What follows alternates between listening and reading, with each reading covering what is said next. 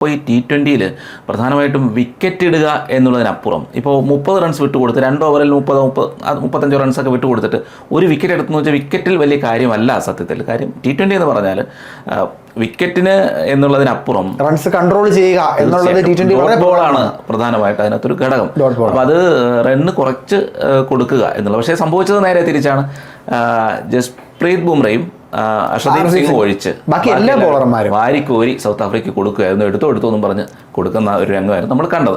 പക്ഷേ എന്നാൽ പോലും ഒരു 189 റൺസ് എന്നൊക്കെ പറഞ്ഞാൽ 188 റൺസ് വിജയലക്ഷ്യം എന്ന് പറഞ്ഞാൽ ഇന്ത്യയെ സംബന്ധിച്ചിടത്തോളം നമ്മുടെ ബാറ്റിംഗ് എക്സ്പ്ലോസീവ് ബാറ്റർമാരടങ്ങുന്ന ഇന്ത്യയെ സംബന്ധിച്ചിടത്തോളം വലിയൊരു പ്രശ്നമായിരുന്നില്ല എന്ന് നമുക്ക് ക്രിക്കറ്റ് പ്രേമികൾ, ഇന്ത്യയുടെ ആരാധകരുമൊക്കെ കരുതിയിരുന്നു.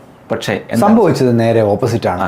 നേരത്തെ പറഞ്ഞതുപോലെ തന്നെ ഈ ജസ്പ്രീത് ബുംറയുടെ ഇന്നത്തെ സ്പെല്ലിനെ നമ്മൾ തീർച്ചയായിട്ടും ഇന്നത്തെ മത്സരത്തിലെ തോൽവിയിലും നമ്മളെ ആശ്വസിപ്പിക്കുന്ന ഒരു സ്പെല്ല് ജസ്പ്രീത് ബുംറയുടെയാണ്. എന്തുകൊണ്ടാണ് ലോകത്തെ ഏറ്റവും മികച്ച ബോളർ എന്ന് തെളിയിക്കുന്ന പ്രകടനം അദ്ദേഹത്തിൻ്റെ ഭാഗത്തുനിന്നുണ്ടായി. 4 ഓവറിൽ 15 റൺസ് വഴങ്ങി 3 വിക്കറ്റ്. അതുപോലെ തന്നെ അർഷദീപ് സിംഗ് 4 ഓവറിൽ 28 റൺസ് വഴങ്ങി 2 വിക്കറ്റ്. ബാക്കി ഒരൊറ്റ ബോളർമാർ പോലും നമുക്കിന്ന് ആശ്വാസം നൽകുന്ന പ്രകടനം നടത്തിയില്ല.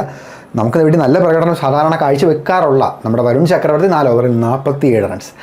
അവിടെ വരുൺ ചക്രവർത്തി കിട്ടുന്ന തല്ല് കിട്ടിയ സമയത്ത് പോലും നമ്മുടെ ക്യാപ്റ്റൻ സൂര്യകുമാർ യാദവിന് പലപ്പോഴും ഒരു ബാക്കപ്പ് പ്ലാൻ ഉണ്ടായിരുന്നു.